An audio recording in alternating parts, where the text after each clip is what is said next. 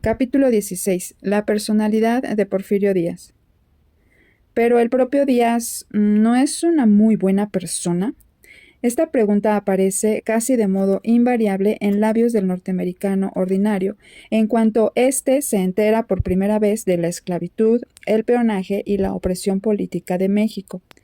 Aunque esta pregunta es otra prueba de que los agentes de prensa de Díaz han hecho bien su labor, vale la pena que la examinemos por separado. La estimación común de los norteamericanos sobre la personalidad de Porfirio Díaz, por lo menos en los últimos 2 años, en realidad ha establecido que ese presidente es, entre comillas, una muy buena persona.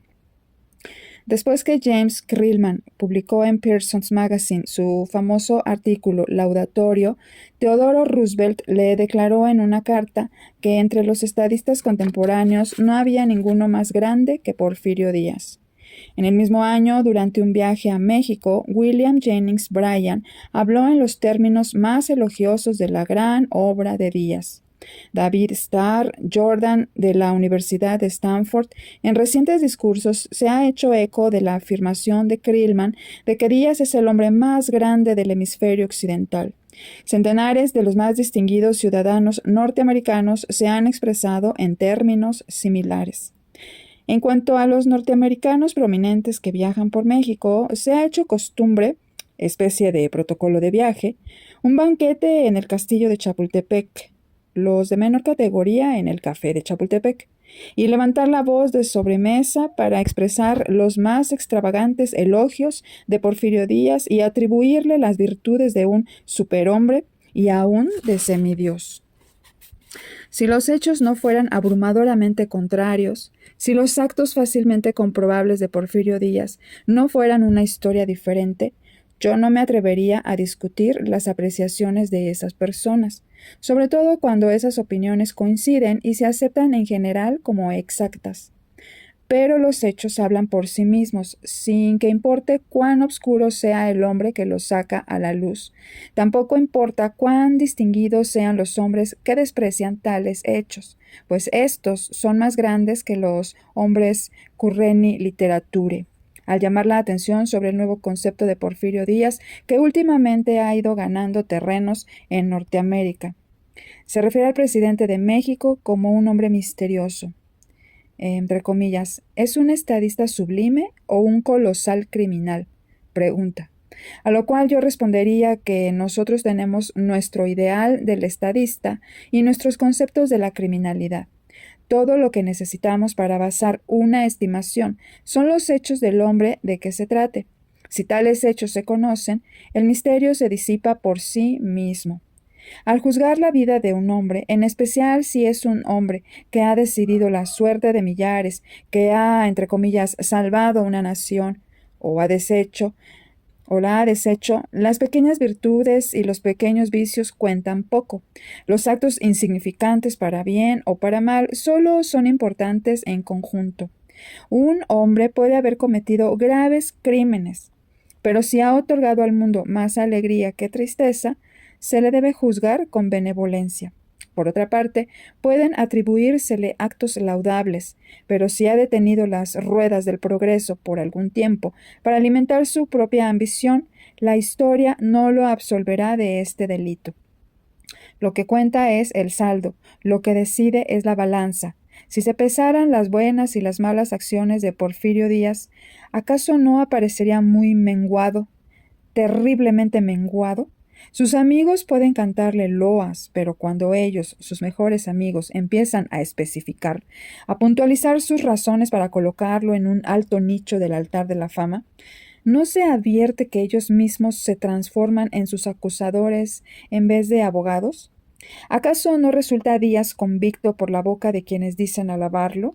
Según nuestro ideal de lo que es un estadista y nuestro concepto de la criminalidad, no hemos de juzgarlo no como estadista, sino como criminal.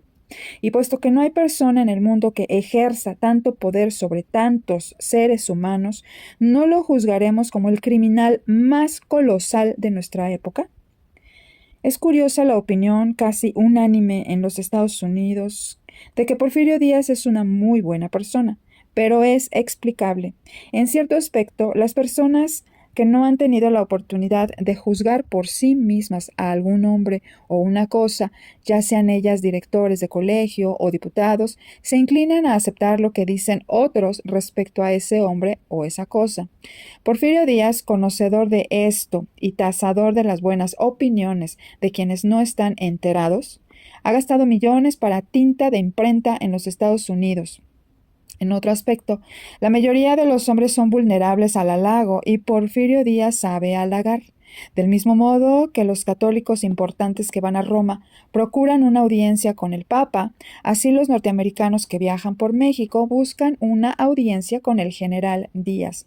Este casi siempre los recibe y los halaga. Todavía más. Parafraseando un viejo proverbio, los hombres no solo no miran el colmillo del caballo regalado, sino tampoco miran el colmillo del caballerango. A pesar del viejo consejo, los hombres no suelen, entre comillas, desconfiar de los griegos al recibir de ellos regalos, y Díaz es generoso en regalar a los hombres cuya buena opinión influye sobre otros. Por último, no hay nada que tenga tanto éxito como el éxito mismo. Díaz lo ha tenido. El poder deslumbra a los fuertes y a los débiles, y el poder de Díaz ha deslumbrado a los hombres y los ha acobardado hasta el punto de que no tienen valor para mirar con fijeza y tiempo suficiente lo que brilla para advertir los huesos y la carroña que hay detrás. No imagino ni por un instante que algún norteamericano decente apruebe los actos de Porfirio Díaz. Tan solo me supongo que ellos, los norteamericanos decentes, ignoran tales actos y se inclinan en alabar con largueza por haber aceptado lo dicho por otros y por el deslumbramiento del éxito. En cuanto a mí toca, no tengo un nuevo ideal del estadista para hacer cambiar las opiniones del lector, sino que presento los hechos. Si se considera a Washington un gran estadista, o a Jefferson, o a Lincoln, o cualquier otra luminaria de la historia política de Norteamérica, estoy seguro de que ante los hechos no se puede considerar al mismo tiempo que lo es Porfirio Díaz. Lo que éste ha hecho, Washington, Jefferson, Lincoln hubieran aborrecido hacerlo. Al mismo lector le repugnaría hacer o ver hacer tales cosas si en realidad es un admirador de cualquiera de esos hombres. Porfirio Díaz es en verdad una figura sorprendente. Debe de ser un genio de cierta clase y tiene que haber en él, sin duda, algunos rasgos de carácter dignos de admiración.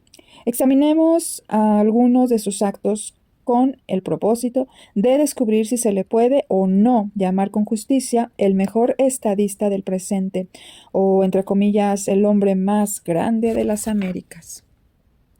Primero examinemos las razones tan generalizadas sobre las cuales se basa su buena fama en el extranjero.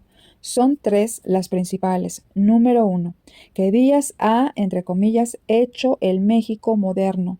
Número 2, que ha traído la tranquilidad a México y, por lo tanto, debe considerársele como una especie de príncipe de la paz. Y número 3, que es un modelo de virtudes en su vida privada. ¿Ha, entre comillas, hecho Porfirio Díaz el México moderno? ¿Acaso México es moderno? A duras penas. México no es moderno ni industrialmente, ni en materia de educación pública, ni en su forma de gobierno.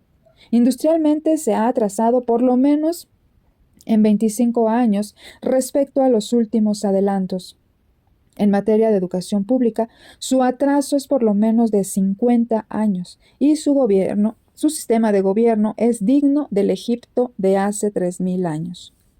En verdad que México ha logrado ciertos avances en algunos aspectos, sobre todo en el industrial, durante los últimos 34 años, pero en este solo hecho Porfirio Díaz no significa ninguna fuerza impulsora.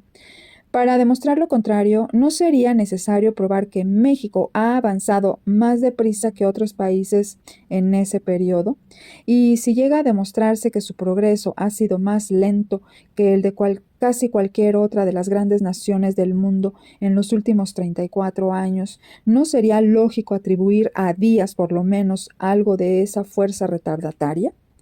Considérese lo que eran los Estados Unidos hace 34 años y lo que son hoy, y hágase la misma consideración respecto a México. Considérese que el mundo ha sido reconstruido industrialmente en los últimos 34 años. Para hacer la comparación irrefutable, dejemos a un lado a los Estados Unidos y a los países europeos y comparemos el progreso de México con el de otros países latinoamericanos. Entre las personas que han viajado con frecuencia por Argentina, Chile, Brasil y aún Cuba, existe la opinión coincidente de que México es el más atrasado de los 5, en materia de gobierno, en materia de educación pública y aún de industrialización. ¿Quién hizo a la Argentina? ¿Quién hizo a Chile? ¿Quién hizo al Brasil? ¿Por qué no encontramos un, entre comillas, hacedor de estos países? Lo cierto es que la modernización que México ha logrado durante los últimos 34 años tiene que atribuirse a la evolución, es decir, al progreso general del mundo, y de ningún modo a Porfirio Díaz. En general, este ha sido una fuerza reaccionaria y sus pretensiones de progreso se fundan sobre un hecho: haber, entre comillas, alentado al capital extranjero. Díaz, el pacificador, el más grande pacificador, más grande que Roosevelt, exclamaba hace poco un político norteamericano en un banquete que se efectuó en la capital mexicana. Estas expresiones eran solo el eco de voces más altas. Recuerdo haber leído no hace mucho tiempo la noticia de que la American Peace Society había designado a Porfirio Díaz como su vicepresidente honorario en consideración a que éste había establecido la paz en México. Tal teoría parece consistir en que la historia de México anterior a Díaz estuvo llena de guerras y de cambios violentos de gobierno, y bajo Díaz no han ocurrido levantamientos violentos de largo alcance, por lo que necesariamente Díaz es una criatura humanitaria semejante a Cristo, que se estremece ante la sola mención de derramamiento de sangre, y cuya bondad es tan ejemplar que ninguno de sus súbditos puede hacer otra cosa que imitarlo. En respuesta a todo ello, solo será necesario recordar al lector mis relatos de cómo Díaz empezó su carrera de estadista, de cómo perturbó la paz de México y de cómo ha estado alterando la paz desde entonces, mediante una guerra sangrienta contra los movimientos democráticos respetables de su pueblo. Ha mantenido la paz, si a ello se puede llamar mantener la paz, con el recurso de asesinar a sus oponentes en cuanto éstos han asomado sus cabezas sobre el horizonte. Tal es lo que el escritor mexicano de Zayas llama, entre comillas, paz mecánica, lo cual carece de la virtud de que sus frutos lleguen a madurar bajo su sombra, ni determina la felicidad de la nación, ni la prepara para alcanzarla. La prepara solo para una violenta revolución. Durante más de 20 años, antes que llegara al poder supremo de México, Díaz había sido soldado profesional y casi de modo continuo estuvo en campaña. Las guerras de aquellos tiempos no fueron de ninguna manera innecesarias. México no luchó tan solo porque estuviera en el carácter mexicano el buscar siempre dificultades, lo cual es inexacto. Díaz luchó en la guerra de 3 años que liberó al país de la garra asfixiante de la Iglesia Católica y logró establecer una verdadera constitución republicana. Más tarde luchó en la guerra contra Maximiliano, que terminó con la ejecución del príncipe austriaco, a quien los ejércitos de Napoleón III habían impuesto como emperador. Durante esos 20 o más años, Díaz luchó del lado de México y del patriotismo. Es probable que no peleara más sabiamente ni con mayor energía que millares de otros mexicanos, pero tuvo la buena suerte de ser presentado en su juventud a Benito Juárez, quien años más tarde, como padre de la Constitución y como presidente constitucional, guió con seguridad los destinos del país a través de muchos años de dificultades. Juárez se acordó de Díaz, observó su trabajo y lo ascendió poco a poco hasta que, a la caída de Maximiliano, don Porfirio alcanzó un grado militar equivalente al norteamericano de mayor general. Veamos cómo correspondió Díaz a los favores de Juárez. Después del derrocamiento de Maximiliano, reinó la paz en México. Juárez era presidente. Se puso en vigor la Constitución. El pueblo estaba cansado de tantas guerras. No había amenaza de enemigos extranjeros ni de revueltas internas. Sin embargo, el ambicioso Díaz, sin consideración y sin pretexto válido, encendió una rebelión tras de otra con el propósito de conquistar el poder supremo de la nación. Existen pruebas de que Díaz empezó a conspirar para adueñarse de la presidencia aún antes de la caída del imperio. Durante aquellos últimos días en que Maximiliano estaba prisionero en Querétaro, algunos amigos de don Porfirio se acercaron a varios jefes militares y les propusieron formar un partido militar para conseguir la presidencia por la fuerza de las armas. El premio así ganado se sortearía entre los generales Díaz, Corona y Escobedo. Este se negó a entrar en la conspiración y el plan, en consecuencia, se desbarató. Porfirio Díaz, que en ese tiempo sitiaba a la Ciudad de México, estuvo en combinación secreta con la Iglesia para derrocar al gobierno liberal. Según un escritor, retardó intencionalmente la toma de la capital y pidió al general Escobedo dos de sus divisiones más fuertes, que él pensaba utilizar contra Juárez. El presidente se enteró del complot y dio instrucciones al general Escobedo de que enviase dos de sus divisiones más fuertes bajo el mando del general Corona y del general Régules, con órdenes de destruir la traición de Díaz si ésta se producía. Cuando llegaron los refuerzos, Díaz trató de dominarlos por completo y al efecto intentó hacer cambios en la oficialidad con gente suya, pero Corona y Régules se opusieron a ello con gran firmeza. Díaz se percató de que se le habían anticipado y abandonó sus planes. Una vez pacificado el país, Juárez nombró a Díaz comandante de la zona militar en Oaxaca. Don Porfirio usó el poder así adquirido para controlar las elecciones internas del estado e imponerse como gobernador. Después de su derrota en las elecciones presidenciales, inició una revolución conocida como derrota en las elecciones presidenciales. Inició una revolución conocida como de, entre comillas, la Ciudadela, pero fue aplastada en un encuentro decisivo con las tropas del gobierno. Unas 6 semanas más tarde preparó una segunda revolución, llamando a sus amigos a las armas mediante un documento que se conoce como, entre comillas, Plan de la Noria, una plataforma en realidad cuya demanda principal era enmendar la Constitución para prohibir de modo absoluto la reelección del presidente y de los gobernadores. Esta rebelión también sufrió una ignominiosa derrota en el campo de batalla a manos de las fuerzas del gobierno. Cuando Juárez murió en julio de 1872, Díaz era un fugitivo de la justicia. Se dice que durante una de estas pequeñas rebeliones del actual superhombre, Díaz fue capturado y Juárez lo hizo conducir a su presencia para decirle que merecía ser fusilado como rebelde, pero que el país tendría en consideración sus servicios prestados durante la Guerra de Intervención. Después de la muerte de Juárez, Porfirio Díaz logró llevar a término una revolución, pero solo después de 4 años más de conspiraciones y rebeliones. El pueblo mexicano estaba contra él en forma aplastante, pero encontró el modo de jugar una carta decisiva. Esta carta, de ningún modo pacífica y legítima, era el interés militar, el de los jefes del ejército y de quienes habían hecho del asesinato y el saqueo un modo de vida. Tanto el gobierno de Juárez como el de Lerdo sostuvieron en La Paz una política completamente antimilitarista. Anunciaron su intención de reducir los efectivos del ejército y procedieron a hacerlo.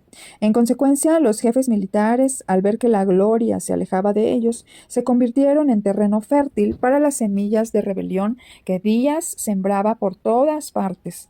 Dio a entender a tales jefes que bajo su mando no se verían privados del esplendor militar, sino que, por el contrario, serían ascendidos a puestos de mayor poderío. Lerdo decretó la amnistía general y Díaz se encontró a salvo de persecuciones como rebelde. Pero en lugar de emplear la libertad así otorgada en empresas útiles y honorables, la aprovechó para facilitar su conspiración.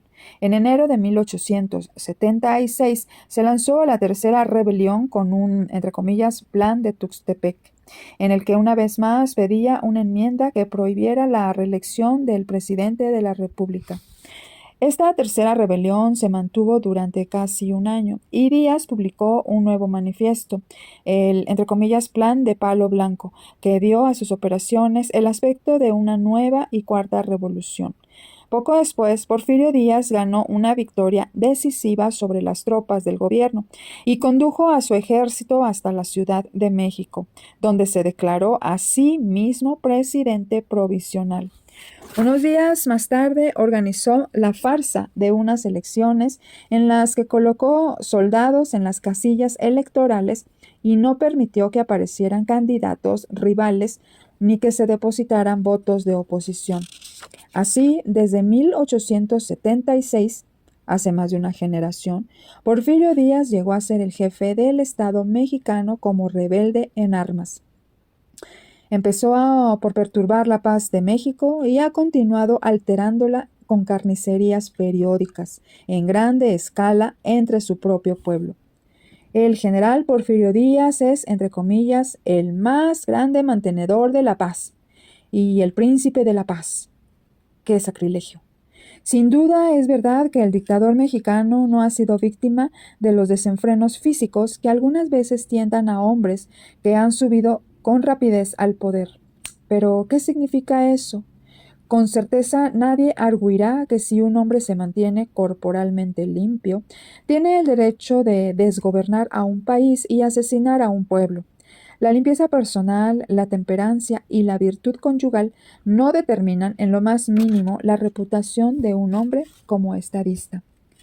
Así pues, los argumentos sobre los que se basa la buena fama del general Díaz no tienen fundamento en la realidad. Además, ninguno de sus aduladores ha descubierto hasta ahora otros derechos más legítimos a la grandeza que los que se acaban de exponer.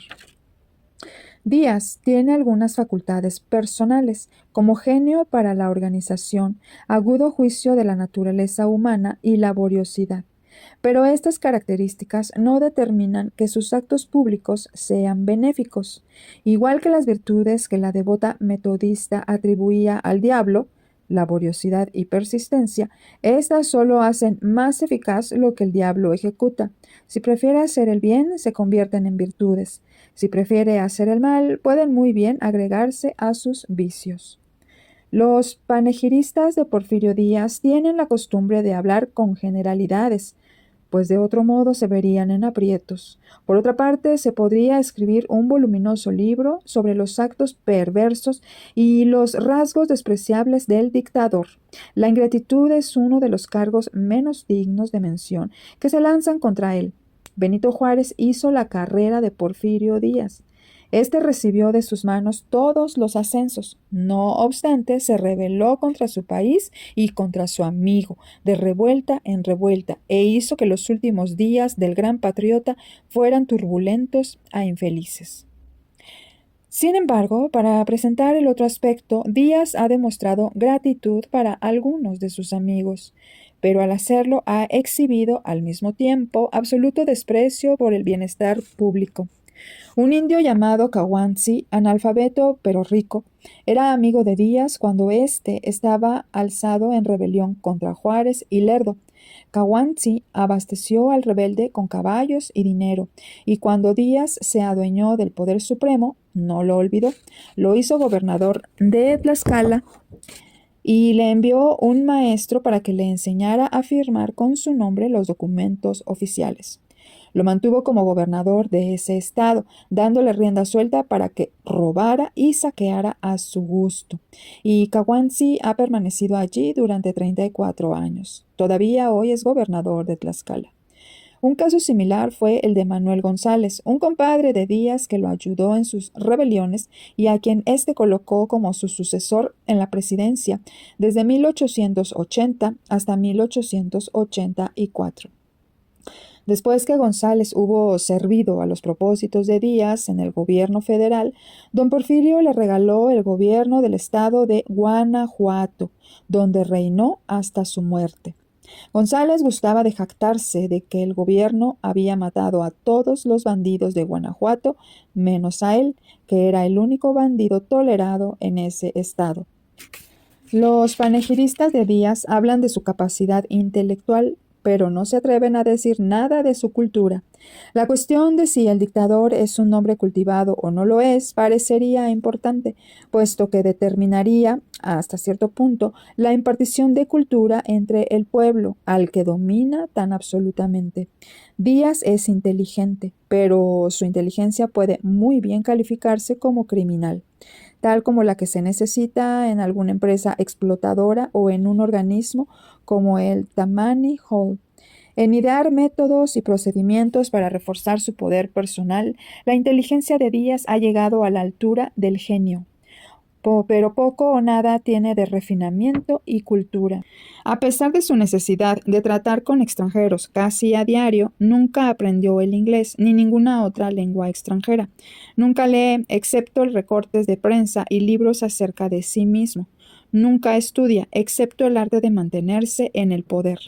No le interesa la música, ni el arte, ni la literatura, ni el teatro, y la ayuda que presta a estas cosas es insignificante. El teatro en México es importado de España, Italia y Francia. Su literatura viene de España y Francia. Su arte y su música son también importados. Hace un siglo florecía el arte en México, pero ahora está decadente, ahogado, lo mismo que su naciente literatura por las espinas de la tiranía política. La educación general se halla asombrosamente ausente. Los aduladores de Díaz hablan de las escuelas que ha establecido, pero el investigador no puede encontrar esas escuelas, puesto que la mayoría solo existe en el papel. En la práctica no hay sino escuelas rurales, pero hay a menudo pueblos con centenares de habitantes que no tienen escuela. Nominalmente sí hay escuelas en esos pueblos, pero en realidad no las hay, porque los gobernadores de los diversos estados prefieren guardar para sí mismos el dinero destinado a sostenerlas. Mientras yo viajaba por los distritos rurales del Estado de México, por ejemplo, supe que había muchas escuelas que tenían 3 años de estar cerradas. El gobernador general Fernando González había dispuesto del dinero destinado a mantenerlas y explicó a las autoridades locales que lo necesitaba para otros fines. El hecho de que no existe un sistema adecuado de escuelas públicas quedó demostrado por el más reciente censo oficial, el de 1900, que indica que solo el 16% de la población sabe leer y escribir. Compárese esto con el Japón, un país con exceso de habitantes, donde el pueblo es muy pobre y donde las oportunidades para educarse parecerían no ser muy amplias. Allí, el 98% de los hombres y el 93% de las mujeres saben leer y escribir. La clase de ideales educativos que sostiene el presidente Díaz se puede ver en las escuelas que funcionan, donde una de las más importantes materias del plan de estudios es la enseñanza y la práctica militares. ¿Es Díaz humanitario? Esta pregunta resulta casi superflua, puesto que pocos de sus admiradores le acreditan este rasgo. Admiten que ha sido severo y áspero, hasta brutal, en el trato a sus enemigos, mientras que algunos de ellos relatan hechos de la más sanguinaria crueldad. Y los relatan con gusto, sin condenarlos, sino tratando esos incidentes como si fueran tan solo excusables excentricidades del genio.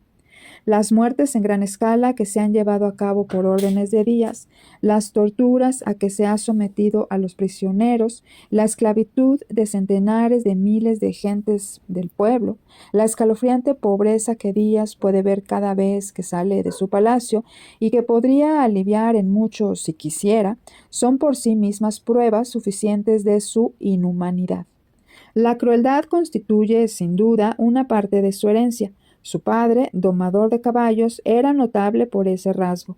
A los caballos que no se amansaban, Chepe Díaz los mataba y a otros los castigaba con un látigo en cuya punta había una estrella de puntas aceradas que golpeaba en la barriga, la parte más delicada de las pobres bestias.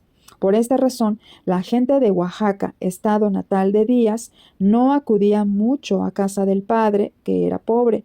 La herencia de ese rasgo apareció en Porfirio a edad muy temprana, pues cuando era un niño, enojado con su hermano Félix por algún hecho trivial, le puso pólvora en la nariz mientras dormía y le prendió fuego.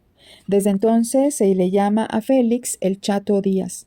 Entre comillas, para Porfirio Díaz, son palabras de Gutiérrez de Lara, el pueblo de México ha sido un caballo. Como jefe militar, el dictador fue notable por su crueldad con sus propios soldados y con los del enemigo que cayeron en sus manos. Varios escritores mexicanos mencionan sus actos de severidad injustificados y ejecuciones de subordinados ordenadas en el calor de la pasión. La venganza es hermana gemela de la crueldad. Díaz era vengativo. Terrible fue la venganza que ejerció cuando niño sobre su hermano dormido, y terrible fue la que hizo caer sobre la ciudad donde su hermano, muchos años más tarde, encontró una trágica muerte. Los relatos del suceso difieren, pero todos los informadores convienen en que la matanza de Juchitán, Oaxaca, se hizo a sangre fría, sin distinciones y por venganza. Al llegar a la presidencia, Díaz instaló a su hermano, el Chato Díaz, como gobernador de Oaxaca. Sin embargo, como éste fuera borracho y libertino, lo mataron en una ocasión en que violaba las garantías y libertades personales de los habitantes de Juchitán. Muchas semanas después, bastante después de que los desórdenes de ese día habían pasado, el presidente Díaz envió tropas a Juchitán, las cuales, según un escritor, aparecieron súbitamente en la plaza pública una tarde en que el pueblo se había reunido a oír música que tocaba la banda e hicieron una descarga tras otra sobre la multitud. Los disparos continuaron hasta que la gente quedó en el suelo de la plaza, muerta o agonizando. Estas matanzas han sido norma reconocida del régimen de Díaz. La matanza de Río Blanco, cuyos detalles ya se han expuesto, ocurrió después que la ciudad estaba en completa calma. Las ejecuciones de Cananea se efectuaron sin muchos distingos una vez que los supuestos desórdenes de los huelguistas habían terminado. Las ejecuciones sumarias de Velardeña en la primavera de 1909 se llevaron a efecto después que el tumulto había pasado. Se podrían citar otros ejemplos. Quizás se alegue que en algunos de estos casos no fue Díaz el responsable, sino alguna autoridad inferior. Pero es bien sabido que él solía dar las órdenes para que se repartiera la muerte sin discriminaciones. La mejor prueba de que era suya esa política como norma se evidenció en su notable brindis al general Bernardo Reyes después de la matanza de Monterrey de 1903. Entre comillas, señor general, esa es la forma de gobernar. Ya han sido expuestos en otro capítulo los métodos inhumanos puestos en práctica para exterminar a los indios yaquis. Sin embargo, una de sus famosas órdenes en contra de ellos, que no he mencionado, no solo exhibe sus rudas e incultas ideas de justicia, sino que pinta su crueldad en extremo diabólica. Hace algunos años, varios patrones del estado de Sonora protestaron contra la deportación en masa de los yaquis, puesto que los necesitaban como trabajadores en las haciendas y en las minas. El general Díaz, para complacerlos, modificó su decreto de deportación, dejándolo sustancialmente en esta forma. Se abren comillas. No se deportarán más yaquis excepto en caso de que éstos cometan delitos. Por cada delito que en adelante cometa un yaqui, serán capturados y deportados a Yucatán 500 yaquis. Se cierran comillas. Este decreto está atestiguado nada menos que por una personalidad como la de Francisco I. Madero, el distinguido ciudadano coahuilense que se atrevió a oponerse a Díaz en la campaña presidencial de 1910. El decreto se aplicó, o por lo menos la corriente de yaquis deportados continuó. El presidente mexicano es cruel y vengativo y su nación ha sufrido amargamente por esa causa. ¿Es Díaz un valiente? En algunos grupos se ha aceptado como cierto que es un hombre valeroso, puesto que triunfó como soldado. Pero muchos mexicanos distinguidos, después de observar su carrera, afirman que no solo no es valiente, sino que es un cobarde, pusilánime y rastrero. Además, citan muchos hechos para apoyar su afirmación. Al conocer las noticias del levantamiento de las vacas en los últimos días de junio de 1908, don Porfirio enfermó de modo repentino y tuvo que guardar cama 5 días. En los altos círculos gubernamentales se rumoreaba, la información, según se dice, provenía de uno de los médicos, que el presidente padecía de una enfermedad común que ataca a los sobrecogidos por un terror pánico agudo. Se atribuye al miedo el hecho de que, cuando Díaz se apoderó de la presidencia, excluyó cuidadosamente de cualquier puesto en el gobierno a los más populares y capaces mexicanos de la época. El mantener un gran ejército distribuido en todos los rumbos de la nación y un enorme cuerpo de policía secreta dotado de facultades extraordinarias para matar por simples sospechas, la forma terrible en que se deshace de sus enemigos, sus matanzas sangrientas y aun su mordaza en la prensa, todo ello se atribuye a pura cobardía. En su libro Díaz, zar de México, Carlo de Fornaro expone su creencia en la cobardía de Díaz y razona de modo convincente. Dice: como toda la gente que se enoja con rapidez, entre paréntesis Díaz, no carece en realidad de temor, pues como dice la canción de la selva, entre comillas, el enojo es el huevo del miedo. Temeroso y por eso siempre vigilante, se salvó de la destrucción por estar siempre alerta, como la liebre que por sus largas orejas se libra de que la capturen. Consideró equivocadamente la crueldad como fuerza de carácter y, en consecuencia, estaba siempre dispuesto a aterrorizar por temor de que lo juzgaran débil. Como resultado de la ultrajante ley del níquel y el pago de la famosa deuda inglesa en el periodo de Manuel González, surgió un motín. Entre comillas, acuchíllalos a todos, sugirió Porfirio Díaz a González, pero no tenía miedo. El año pasado, el 16 de septiembre, los estudiantes mexicanos proyectaron desfilar por las calles de la Ciudad de México y enviaron a su representante, un señor Olea, para solicitar el permiso del presidente. Porfirio Díaz respondió, entre comillas, sí, pero tengan cuidado, porque los mexicanos tienen tendencias revolucionarias en la sangre. Imaginad a un centenar de jóvenes desfilando desarmados, considerados como una amenaza para la República, con 5,000 soldados rurales y policías en la capital. Solo si se admite la existencia de este vergonzoso y bien oculto estigma, tras de la aparente fachada de valor de este hombre, podemos explicar lógicamente actos tan despreciables e infames como las matanzas de Veracruz y de Orizaba. Fue entonces presa del pánico, como un hombre extraviado que dispara sobre errabundos fantasmas nocturnos. Estaba tan aterrorizado que la única manera de liberarse del miedo era aterrorizar a su vez. Mano a mano, con la crueldad y la cobardía, viaja con frecuencia la hipocresía. De las tres, no es esta de la que Díaz se halla peor dotado. De modo constante engaña al público con nuevos fingimientos, farsas y decepciones. Ya se han mencionado las farsas electorales, su periódica promesa de retirarse de la presidencia, seguida de la concesión, como a desgana, de permanecer en ella un periodo más, rendido ante la petición general de su pueblo. El régimen de Díaz empezó con hipocresía. Ocupó su puesto mediante una plataforma política que no tenía intención de cumplir. Fingió que consideraba la doctrina de la no reelección del presidente y de los gobernadores como de tal importancia que por ella valía la pena trastornar al país con una revolución. Pero tan pronto se atrincheró en el poder, procedió a reelegirse, así como a sus gobernadores, hasta el día del juicio. Elihu Root se trasladó a México para entrevistar al presidente y arreglar algunos asuntos concernientes a la Bahía Magdalena. Díaz tuvo deseos de demostrar a Root que el pueblo mexicano no estaba tan reducido a la pobreza como lo habían pintado.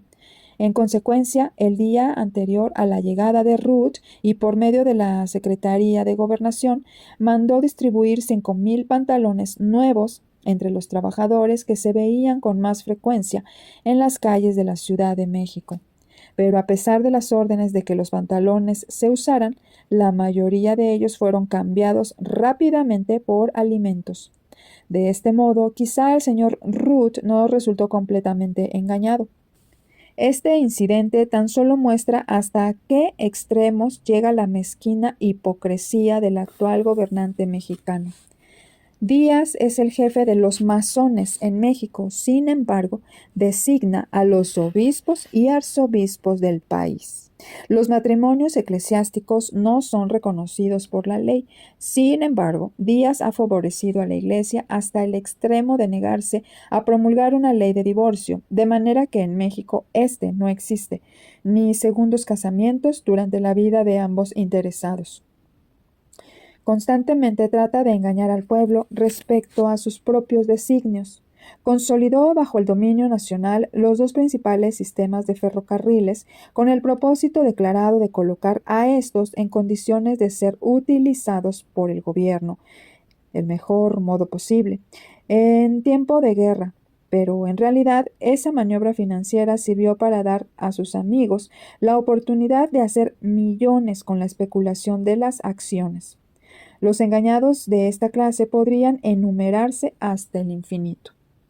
Una de las más notables posturas hipócritas de Díaz es su pretendida participación en la abrumadora idolatría popular por el patriota Juárez. Se recordará que cuando éste murió, Porfirio Díaz dirigía una rebelión militar en contra del gobierno juarista. Por lo tanto, si se concede que Juárez fue un gran estadista, debe admitirse que Díaz se equivocó al rebelarse. Sin duda, él mismo lo reconocía así, y se dice que hace unos 10 años ayudó secretamente a la publicación y circulación de un libro que intentaba, mediante nuevos e ingeniosas interpretaciones de los actos de Juárez, presentar al padre de la Constitución como un gran cometedor de errores y no como un gran estadista. Sin embargo, esto no consiguió desviar la corriente de admiración hacia Juárez, y Díaz la siguió hasta el extremo de que ahora, año tras año, en ocasión del aniversario del natalicio de Juárez, se le ve pronunciar un elogioso discurso sobre la tumba del hombre contra quien se rebeló. Todavía más, en todos sus discursos, Díaz derrama lágrimas, ríos de lágrimas, y suele referirse a Juárez como, entre comillas, mi gran maestro. En efecto, los enemigos de Díaz afirman que es hábil para verter lágrimas con facilidad y a la más ligera provocación, y que esta habilidad es su mayor ventaja como estadista. Cuando algún visitante distinguido lo alaba en su persona o en su obra, Díaz llora, y el visitante se siente conmovido y conquistado. Cuando el círculo de amigos del general Díaz hace la visita formal para decir a su creador que el presidente pide una vez más su reelección, el presidente llora. Y la prensa extranjera comenta cómo ama ese hombre a su patria. Una vez al año, en el día de su cumpleaños, el presidente de México sale a la calle y estrecha las manos del pueblo. La recepción tiene lugar enfrente del Palacio Nacional, y mientras dura, corren lágrimas por las mejillas de Díaz. Y el pueblo, de buen corazón, piensa, entre comillas, pobre viejo, ha tenido sus dificultades, dejemos que termine su vida en paz. Díaz siempre ha sido capaz de llorar. Cuando luchaba contra el gobierno lerdista en 1876, poco antes que llegase su día afortunado, fue derrotado en la batalla de Icamole. Creyó que esa derrota significaba el fin de sus esperanzas y lloró como un niño, mientras sus oficiales lo miraban avergonzados. Esto le hizo ganarse el apodo de El Llorón de Icamole, que todavía le aplican sus enemigos. En sus memorias, Lerdo lo llama el hombre que llora. Lo que sigue es un incidente relatado con frecuencia que demuestra el sentimiento tan superficial que acompaña a las lágrimas de Díaz, según lo cuenta de Fornaro. Cuando el tribunal militar sentenció al capitán Clodomiro Cota a ser fusilado, su padre buscó al presidente y arrodillado y llorando le suplicó que perdonase a su hijo. Porfirio Díaz también lloraba, pero levantando al pobre hombre desesperado, pronunció esta ambigua frase, entre comillas: tenga valor y fe en la justicia. El padre se marchó consolado en la creencia de que su petición sería atendida, pero al día siguiente su hijo era fusilado. Las lágrimas de Porfirio Díaz son lágrimas de cocodrilo.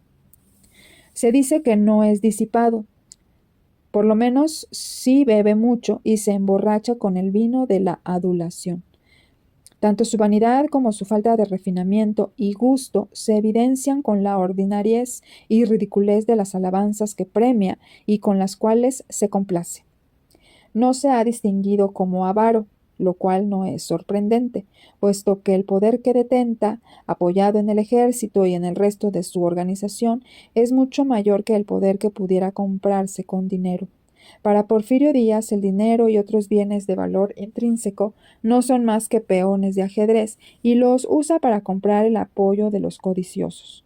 Sin embargo, sus enemigos declaran que es el hombre más rico de México, pero mantiene sus negocios financieros tan bien ocultos que hay poca gente que pueda calcular la cuantía de su fortuna.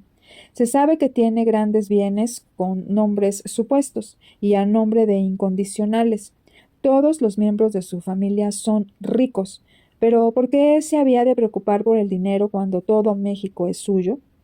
Suyo sin condiciones, excepto los compromisos que representa el capital extranjero. El cuadro que se pinta algunas veces del matrimonio por amor de don Porfirio y Carmelita Romero Rubio de Díaz, aunque bonito, no es verdadero. La verdad no resulta muy halagadora para las virtudes personales de Díaz. El hecho es que la pequeña Carmen fue obligada a casarse con él por razones de Estado. El padre de ella, Romero Rubio, había tenido una alta posición en el gobierno lerdista y contaba con un fuerte grupo de simpatizantes. El padrino de bautizo de Carmelita era el propio Lerdo de Tejada, mientras que tanto ella como los otros miembros femeninos de la familia era católica devota. Al casarse con Carmelita, Díaz mató 3 pájaros de un tiro, ganó el apoyo de su suegro, atenuó la enemistad de los amigos de Lerdo y se aseguró el apoyo de la Iglesia con más actividad que nunca. Él sabía que Carmen no solo no lo amaba, sino que quería casarse con otro. Sin embargo, fue factor del casamiento forzado. El matrimonio le atrajo un apoyo más activo de la Iglesia y le ganó a Romero Rubio. Pero en cuanto a Lerdo, este fue más obstinado. En sus memorias, Lerdo reproduce algunas cartas de su infeliz ahijada. Carmen, para demostrar cómo la juventud e inocencia de ella fueron empleadas como mercancías en el sucio negocio para conseguir la seguridad política. Una de estas cartas que pinta también un interesante aspecto de aquellos tiempos es la que sigue. Ciudad de México, 1 de enero de 1885. Señor licenciado don Sebastián Lerdo de Tejada. Mi muy querido padrino, si continúas disgustado con papá, eso no es razón para que persistas en estarlo conmigo.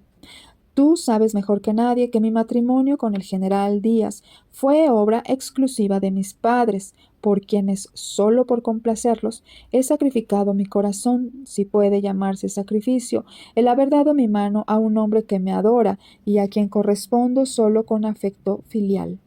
Unirme a un enemigo tuyo no ha sido para ofenderte. Al contrario, he deseado ser la paloma que con la rama de olivo calme las tormentas políticas de mi país. No temo que Dios me castigue por haber dado este paso, pues el mayor castigo será tener hijos de un hombre a quien no amo. No obstante, lo respetaré y le seré fiel toda mi vida. No tienes nada, padrino, que reprocharme. Me he conducido con perfecta corrección dentro de las leyes sociales, morales y religiosas. ¿Puedes culpar a la archiduquesa María de Austria por haberse unido a Napoleón? Desde mi matrimonio estoy constantemente rodeada de una multitud de aduladores, tanto más despreciables cuanto que no los aliento. Solo les falta caer de rodillas y besarme los pies, como le sucedía a las doradas princesas de Perrault.